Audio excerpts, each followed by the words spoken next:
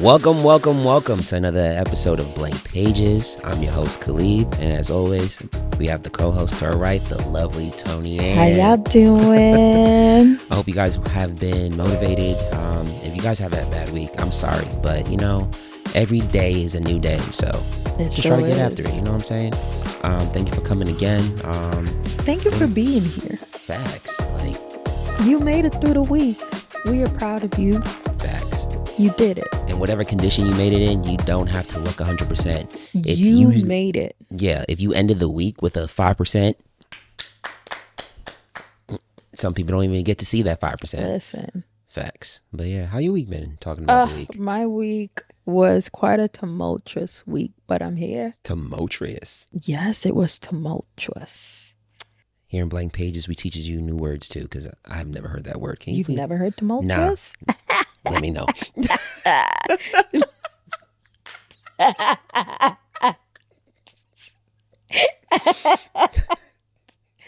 All right, there we go.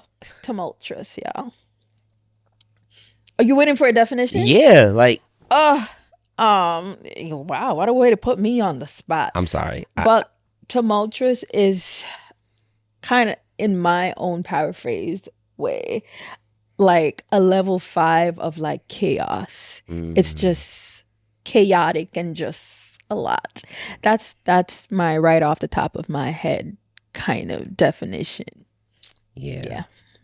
My week, to say as yours, was tumultuous. What? Tumultuous. Tumultuous. Yeah, my week was troublesome too. Yeah, we're gonna keep it like that. We're gonna stick to the words that we know best. We're gonna stick to the words that we know best. My week was troublesome. It seemed like it was like the perfect storm of everything. Like you know how there's a saying like anything that could go wrong could go wrong. It felt like that in a way, but I realized that I kept on adding a little bit more trouble to my troublesome. Ooh. Just by the simple like worrying, simple of just putting too much fear into the situation, Gotcha. because having some fear for a situation is good until you start watering the fear with nonsense. You feeding it. Facts. Feeding it breakfast, lunch, and dinner. And dinner and snacks in between. With water Oh, to quench its thirst. you're hydrating it too? Yeah, I was hydrating it, but I got out of it just by simply like keeping my head down, speaking positivity into myself, like yo, it's not that bad, but also surrounding myself, like my best friend for this week, like we've been checking in and on each other, and when she gave me a call, it was just like I was able to like dump and decompress. Talk about decompressing, because you had that moment this week. I sure did. For those who don't know, we are actually friends. Yeah. So that's my brother. Actually, I'm gonna have Tony and tell it. Can you briefly tell the story about when you came over? Oh, okay. All right. So basically, no one will be able to understand why I was already feeling off without me first saying that my mom passed a couple years back. So Sunday was Mother's Day. So I was still feeling sad, and it was just, there was a lot. Yeah. There was just a lot Rest in in and peace, around Mary. that. Yeah. And so Monday, still feeling those emotions from Sunday, but I got up and I was like, all right, gotta go to work, gotta do this. I was on my way into it. Usually I work from home on Mondays, but this Monday I was like, I'm gonna go in and get some things done just to get my head in the right frame of mind so I can focus and do my job efficiently. On my way to work. Good for the first train ride, going there, getting there, the majority of the trip, get off at the train station. I need to transfer to my next train, and not even like 10 seconds in, this Take your time. This homeless man was walking by, all right? And I I see him out the peripherals walking by. Now I'm already at like a little bit of a decent away from the edge. So I'm like, okay, I don't need to move. He's just going to walk on by. I have my headphones in and I'm just paying attention. Facts. Just walking Your by. New York City mode, like block everybody out. Listen, I see him walking and I see him get in front of me and then he stops. So the second he stops, I look up because I'm like, why is he stopping in front of me? And he's saying something. So I take my headphones out. I'm like, excuse me? And he's like, oh, do you have $1? And I was like, I'm sorry, I don't have any change on me. And immediately right after that, he tries to hug me. And I was just like, yo. I was like, no. Red flag. No. Error. Abort. Error. Right? Literally. Literally. And I have never so quickly reacted to someone trying to give me a hug. It really, really just set something off in my head. I was like, no, have any change? No, thank you. I don't need a hug. Yeah. Whatnot. He starts talking again. He's like, oh, well, you can shake my hand. I was just like, no, sorry. Yeah. All this time I'm like, yo, where's my train?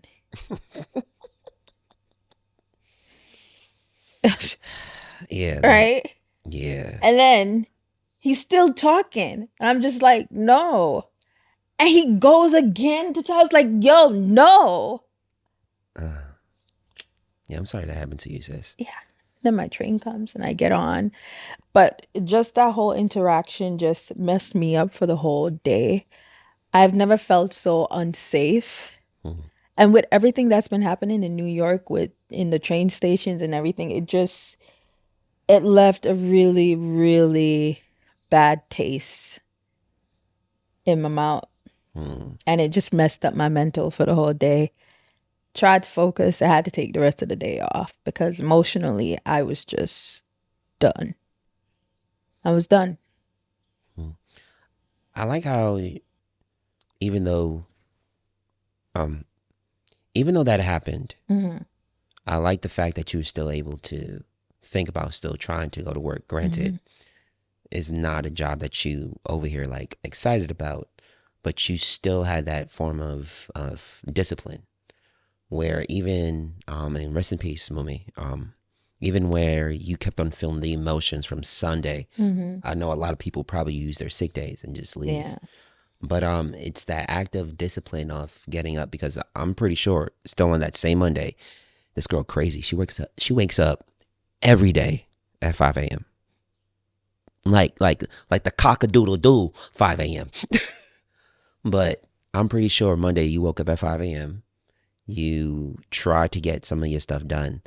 And that to me is still a sense of discipline because it's not doing it perfect. Yeah. And I remember, like, for instance, like this week, just trying to get some work done, even for the pod. And I was kept on running into issues after issues after issues after issues. And on top of that, I still had work that I needed to go do. And I remember at one point, I was just like, you know what? I'm not about to do anything. And it took that wanting to do work that you don't want to do action to step in. Yeah. And I was just like, I think I text you. I was just like, this is discipline. I don't want to do it, but you got to. But I got to do it like I like it. Because if I start to do it like I don't like it, then it's not going to be the same Not quality. even. Sometimes you got to do it mad. You got to do it even when you don't want to. And even if you can't even pretend that you like it. That's that next level discipline. Sometimes I'd be mad. I'd be like, yo, I don't want to be here. I don't want to be here. I don't want to do this, but it has to get done. I remember when me and my wife, Janika, by the way, my wife's name is Janika. So if you ever hear me say Janika, that's my wife. That's his birthday. Facts. That's my honey sweet biscuit with. I'm not trying to. You know what? I'm a cute PG. We're not even gonna try to go there. She's my nougat and my Snicker. But Snickerdoodle. fact, you know what? We definitely not about to go into the inappropriate names that I be calling her in between these private walls. All right, it'd be scrumptious, I don't want to know. I don't want to know. All right, it's nothing crazy, nothing crazy. Might be. But besides that, I remember when me and Janika, we got into an argument, and I think it was literally the right before we had to go to church. Oh.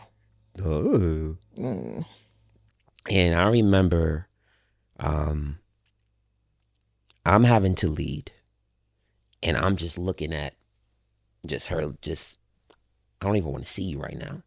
And on top of that, I'm leading people into praise and worship, and guess who's in the crowd that I normally look for? My wife. And I remember walking to church and just having to put on a smile, because at that moment it was like, it's not about you. And it was just like, I want to just, but nah, I have to control it. I have to practice self-control now. I have to calm down my anger, calm down my emotion, tone it down. And now apply myself into some type of manner that I am not currently operating in. Like you said, I don't even want to be here right now, but I gotta be. You gotta be, and you gotta do it. You gotta get it done. So, I mean, I love the fact that we did hit on the subject of discipline. So when it comes to discipline, because I hear a lot of people say, you must have discipline, you must have discipline. But I get to a point where a little too much discipline is not good. And I think I said it before, it's like decompressing. Yeah. When you came over after the incident with the man trying to hug you and whatnot, and I asked you like where you was going, you was like, I'm going home. And in part of my head, I was just like, you definitely not about to go home to just start filling yourself up with work. Because I know her enough to know that if she's not feeling well, either one or three things are going to happen: work, sleep, or both of them at the same time.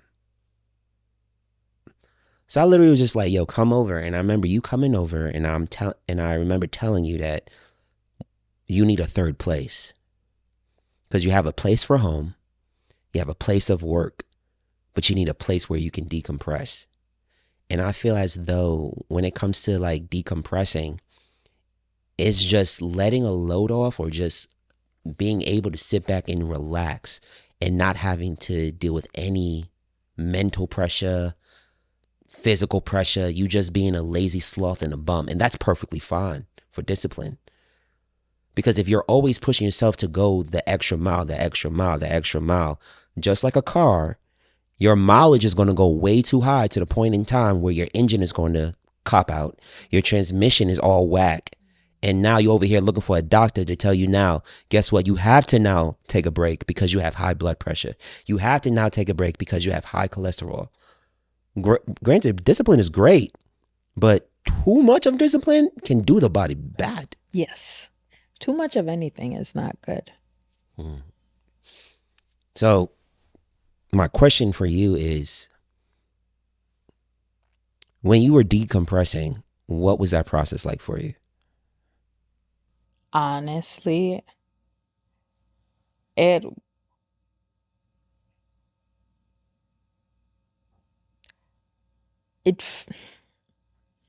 do I properly explain what I was feeling? I just felt like I wasn't in control of what I was feeling. I wanted to control my emotions, but I just couldn't. So I felt like I had no control of the situation, and I just had to just let the emotions, just let them do what they needed to do in the moment. And I guess that feeling of relief just kind of just set at the end of the day, because it didn't come in the moment because it was just so much. But I just felt out of control. Like I couldn't The emotions just had to do what they had to do. You saw me crying like on and off, and it was just like they was just rolling. Emotions were just going. And I was just here, just working, and just Hmm. how you doing? And I'm the type of person, I like to keep myself composed no matter what's going on, no matter how I'm feeling. I don't sit down. I don't stop. And I think that's a part of the problem. Just out here like an energizer I bunny, just bam, bam, don't bam, bam, bam, bam. stop. I Yeah. literally don't stop. Even like when I had spinal surgery, like not my proudest moment. I was supposed to be on bed rest, but Supposed to be on bed I was rest. still moving up, still moving about and She doing was trying everything. to move about. She couldn't even move about. Just getting up from a chair was like an Olympic accomplishment. And she was trying to cook, clean, bake. I don't know how to just sit down, and me having that moment on Monday where I just couldn't do anything but just let the emotions ride out. I don't even know how to describe what I felt. It was I couldn't function. Hmm. Just had to let it out. It's funny how in our moments where we are still, that's where everything starts to come in. Because now you're not occupying your hands to do something. Mm-mm. Now Go your to hands work. are just still. Now your mind is not occupied to do anything. Now your Mhm. mind is still, and now you're giving your body and your mind a chance just to Be. be. And because you have all that clouded in your mind, bruh, when your brain is now decompressing and going through the emotions that it was supposed to go through, Yeah. man, it's just like you only have one option, and it's just let's go for the ride on the roller coaster. I remember when I had that moment with you when I graduated college. Hmm. I remember when we came back from Winterfest. Oh. And my ex called and was doing The most. the most, and you instructed me to hang up the phone. And I remember hanging up the phone, and the first thing I started to do was work.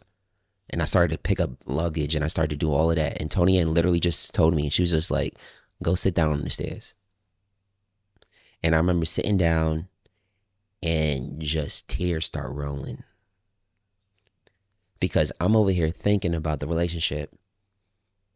How did it get to this? What did I do wrong? Why is she calling me now after you just done broke it? Like it was just coming, and it's to the point where after I went on the ride of the roller coaster, it was that landing part. You know how they go on the roller coaster and you get in and you go for the ride. Yeah. And whether you're fearful of roller coasters or you love roller coasters, it's just like when you land, whether you want to get back on it, you have a sense of relief because I made it back safely. Yeah. And I feel like when you're able to go on that roller coaster of decompression and feeling all the emotions and you come back to that landing point, and it's now time for you to get off the roller coaster and now it's take steps forward, it's like you could think clearly, I can see clearly now, the rain is gone. Like that. Do do do. Cha cha cha. Hey. Yeah. So I feel like when it comes to, you going for that ride, like you got to allow yourself to go on that ride. I mean, granted, I think we started off with discipline, but it came to the point of decompression. Yeah. It's just, Yeah. I feel like it's needed It's necessary. because It goes hand in hand. You need a balance. tell me about that. Okay. Can you say it again? Yeah, Echo is very disrespectful, but it's fine. It goes hand in hand. You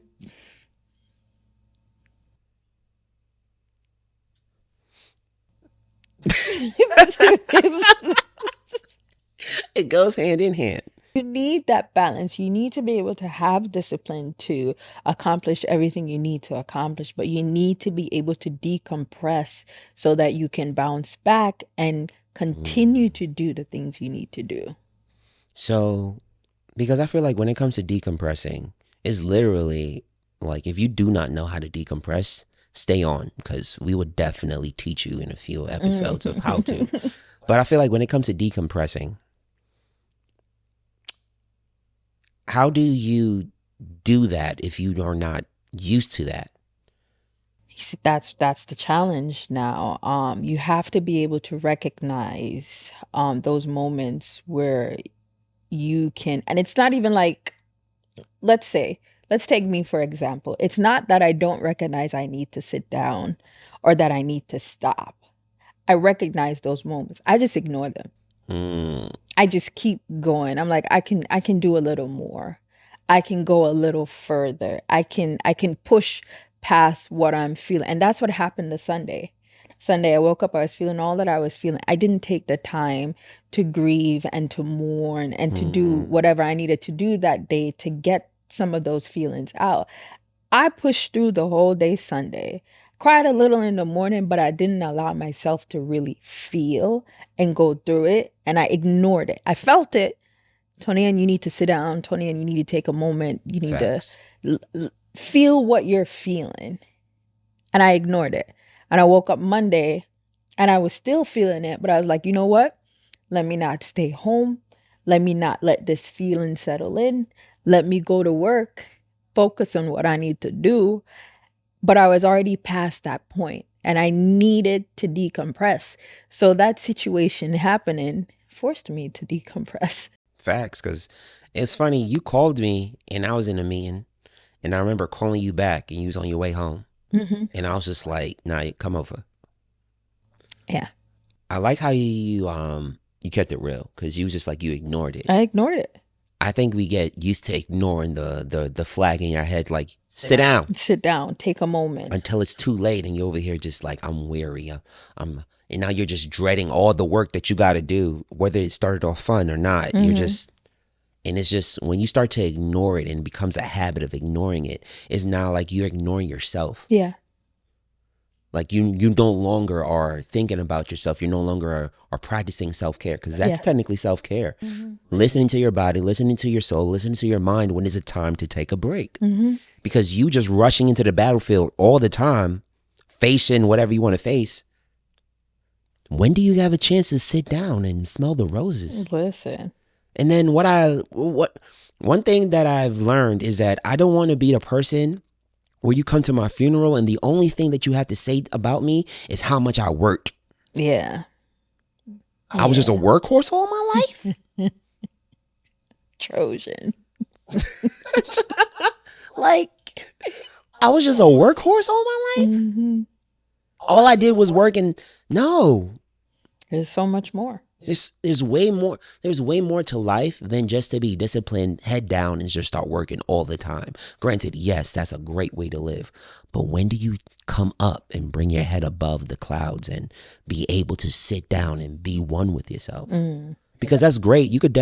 I remember watching a video, and it was of this guy. He was talking about how hustling too much can be bad. He hustled in his 20s, and when his friends was like, "Hey, do you want to hang out?" He's like, "Nah, I'm over here hustling." And now he's in his 30s. He's a millionaire, and his friends have kids, and he's just like, "Hey, do you want to hang out?" And they like, "Hey, I have kids." Yeah. He's like, "Well, I got to go on this meeting." And now you're in your 50s and your 40s, and you made it, and alone. He didn't take no time out to just decompress and be with his friends. And I wondered, like, is discipline to the point where I lose my friends and the people around me good? Or is it to the point where it needs to be balanced? Balance. Where, and when I say balance, I mean intentionally off balance. Not like, oh, I'm doing 100% work and 100% hanging out with my friends. You cannot give 100% to both. You can give 100% to one and 0% to the other, 70 to one, 30 to the other, and make the math for you. But you can't give 100% to both. And I remember sitting there, I was just like, I never want to be in a place in life where I am at the heights of heights and the riches of riches, but I'm lonely. Yeah. Because then what was the point? Because what's the point? Because I work to the point where the only thing you can talk about is that my you work were a habits. Great worker. I'm a great worker.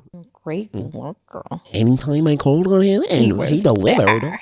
He Always delivered it. came through. Yeah, no. I want to hear the stories about like, yo, me and Khalid, we jumped off a cliff, hit the water, and I broke my leg, but it was fun. Maybe Like, not that. not the crazy, broken the but- leg, but Yeah. stories that matter. That was a wild one. I know. It went from fun to what's the worst thing can happen? Break your leg in the water. But wouldn't you drown, Khalid? Yeah. Thank God for a lifeguard. But Khalid, can you even swim? We're working on that. So yeah. So I feel like when it comes to like when we ignore ourselves too much, it's like now we become poisonous to ourselves. Yeah. And it's where like what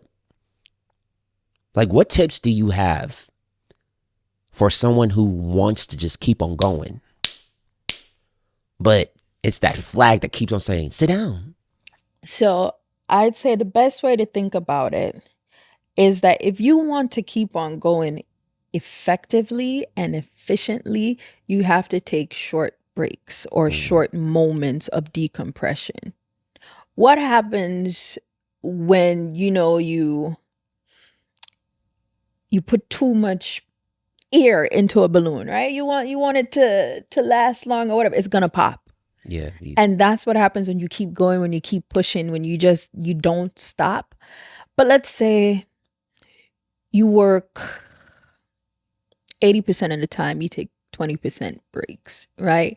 That will give you enough to keep going and to ensure that you are still clear-minded, still level-headed, still emotionally balanced, to ensure that you are being effective in the Facts. way that you need to be. Efficiency is important. You don't just want to just keep going, working, but is your work effective? Is your work efficient? And is it and what quality is it? Because if you're always working, there's going to be a time where the quality is going to dip. Mm-hmm. And I've learned that if I don't take time for myself, that as my quality is dipping, I don't know how to say no to new projects. Yeah. So now I'm piling myself up with more with work. more. And now it's just like, You don't have the energy you need to efficiently execute them.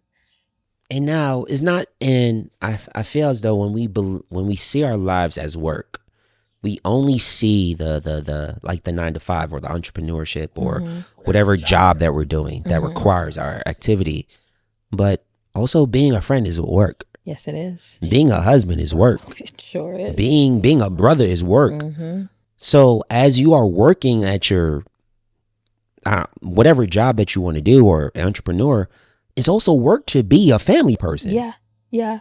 It's a lot. Like even the other day, I had to apologize. I had to be like, listen, yeah, like I know I haven't been around recently, but just know that I really, really love and appreciate you.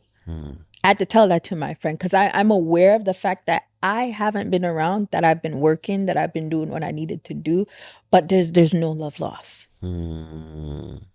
That's a good friend. That's a good friend. That's a great friend. Yeah. Especially one that you could just be like, yo, I'm sorry. Yeah. I know I have not really been up to par. Yeah. And they could just be like, I understand. Yeah. I feel like that's even in the form of a decompression. Yeah. It's just letting go. Just Taking a moment. Just take a second. Like my tip would be that if you've been going for days and you've been pushing yourself and you've just been going, on and on and on. give yourself like an hour. Let's start with like an hour or two. You can afford that hour. Trust me. You can afford it. If you are watching this at this point in time, you definitely can afford a good 30 minutes to an hour now. Mm-hmm. Take a little break. If it's even to just stare out the window. Sometimes I take a break and I just sit and I just look out the window. And I just look. You want to know what I did for the first time in my life the other day? What? That was great for What? decompression and also therapy? Legos. I'm so serious. I didn't grow up doing Legos. I didn't have a Lego set growing up. So I remember going to dinner with my mentor, and we were talking and we were catching up on a week. And I believe I was having like a very tough week. And I remember her saying like if she wanted to go to the store, the Lego store for her son. And I was like, sure, let's go over there and see what they have. And I remember going through it and I was looking and I was just like, wow, they got this. Wow, this is my first time being in a Lego store. I heard of Legoland, I saw pictures of it, but never really put two and two together to make four.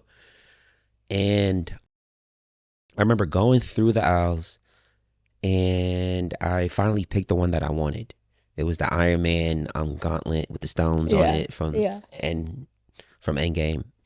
And she bought it for me, actually. Aww. It was a surprise. I was like, whoa. And I remember coming home and I finished it that one night. Her instructions was to me to do little by little every time you feel a little stress. I was like, sure, no problem. Took it home, did it all that one day. I guess I was hella stressed that day. But I took it home and I remember sitting down and I was thinking, I gotta do this, I gotta do that, I gotta do this, I gotta do that. And I remember looking at that Lego set and I was just like, let me just take 30 minutes. 30 minutes turned to like 2-3 hours. Yeah. And I remember when I was finished the Lego set, my work was there for me to do. It didn't run away. But now you could be more efficient. Facts, bro. And that was the day I started editing the video. And I think I started off doing like every hour I was doing 10 minutes. Within 5 minutes, I was already done with, I kid you not, Tony, 5 minutes of editing, I was already done with 12 minutes. Because your mind is now clear. So I think what people need to understand is that decompression looks different for a lot of everybody. things. Because it could be, decompression can literally be from you sleeping, taking a nap, reading a book, or you going to there's an establishment in New York City where you could break anything that you want. It could be that too. Because I don't want decompression to seem like it's a peaceful event where you will sit back and you will hear the birds tweet, tweet, tweet. Sometimes you need to let off some steam, some What? frustration. You need Boxing to break classes. something. Maybe not even break something, hop on a video game. Remember the other day I told you, I was like, all right, well, I'm going to hop on this boxing game and knock out 5 people and become the heavyweight champion. Like, it's just something about getting off aggression that can be decompression as well. Yeah. Because I don't want to just talk to the people that, have no problem reading a book. If you have no problem reading a book, no problem. I'm the type of person to bring a book on vacation and not even read it at all. Kudos to you. Same way, it's just for the look. It's just for the look. You want to look smart. You want to be open up the book on the beach and just be like, oh, this is nice. Nah, I tried it once and I was like, oh, this is hot. This is hot. But I also want to talk to the people that's just like, all right, but what if it's not work? What if I'm angry? What if it's because if you are dealing with family members, if you're dealing with life in general, sadness and fear is not the only 2 negative emotions that you will feel. Anger is one of them. So I want to talk to the people who also feel anger. Yeah. Because you could be an angry family man. You could be an angry worker. You could be an angry minister. How can you decompress to that? There's an establishment in New York City where you can break stuff. And I can promise you that in that act of violence, you can decompress. Yeah. And it also boils down to, for some people, what do you like to do? I am not talking about people who like to hit people now. If you like to hit people, I just want to make sure. I just want to clarify. For acts of violence that I'm talking about, I want to clarify. So let this be a disclaimer for everybody, okay? The acts of violence I'm talking about is you paying the New York establishment and breaking their stuff. I am not talking about going crazy in your house. We don't hit people. Do not do domestic violence up in here. Do that. No. No. So get out your house. Facts. Drive to the establishment. Facts. And break some glass. Facts. And if they close, guess what? Get out your house. Go for a walk. If you Caribbean, you have old plates you ain't using anyway. So It's true. Not the shade, but it is true. They be having some old China from India. Like, it's not Listen, even The China. amount of plates that we have in our house, my family's house, we don't even see them. We don't even get to touch them. We don't even get to touch them. I'm waiting for the moment. I need to break a glass. Breaking a glass. Decompression. Yeah, it's whatever. Some people like to color. Some people, it just helps. Some people like to work out when they're mad. Just whatever helps you to calm down, whatever helps you to clear your head, that is going to be your mode of decompression. Yeah, and if you love music, Listen to work on music. something. The other day, my form of decompression was trying to freestyle. I mean, I admire people who can freestyle. It's just like amazing. I was just trying to rhyme words. Like, I found a rock on the ground and it was round, and I had a frown and it was down, like that, and it was weird. But guess what? I started. It was just, I was just trying, and through me actively failing at freestyle rapping, I started laughing at myself. So being a goofball, being whatever, at the end of the day, whatever helps you decompress in a positive light, decompress. Because always having your foot to the ground, always being 10 toes ground and being grounded all the time. Come on, You're gonna run yourself down. Sit down real quick. Take a those break. toes off the ground and kick them up. Put yourself in a hammock real quick. And sometimes you also need people you can rely on that can see you need a break and will tell you, sit your behind down. Sit down. Facts. Or come over. Take a second. Take a beat. Come over. Yeah. Let's talk. Something. Let's go get a drink. Something. It's important to have people in your life that will see that you need a moment and you need a space to just the way you saw from me. You need a space to decompress and be like, yo, come by. And don't you dare tell them no. Yeah. Because I was No. tempted to be like, nah. But And then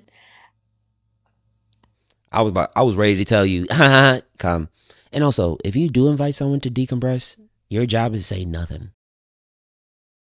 he literally didn't even, there was barely any conversation at most. It was like, I'm hungry. He's like, what you feel like? I'm like a sandwich. Yeah. Sandwiches. We're not That's gonna a whole talk about nother the story. But you know what? But it's good. Sometimes your presence is all we need. Just your presence will help us decompress. That's it. And on that note, yeah, it's a good place to end the pod, Yeah. decompress. Like, yeah, just learn how to decompress. Learn how to decompress. Well, that was great. We drop the episode every second and fourth Saturday of each month. Follow us on all platforms, BLNK _ PGZ on Instagram. It's going to be down there on the link on the bio. I'm gonna make something show up right here, like Bring. If you don't know what I'm doing, I'm over here gesturing my hands to do bring. And it's going to show up. Yeah. You're going to make sure every time you do it, Yeah. go bring, bring. All right. I can't promise that now. Same thing for on, audio devices. We're on Spotify, we're on Apple, we're on iHeartRadio. Check us out on the pod, and thank you for coming. Have a blessed, wonderful week. Like, share, subscribe, show it to everyone. Yeah.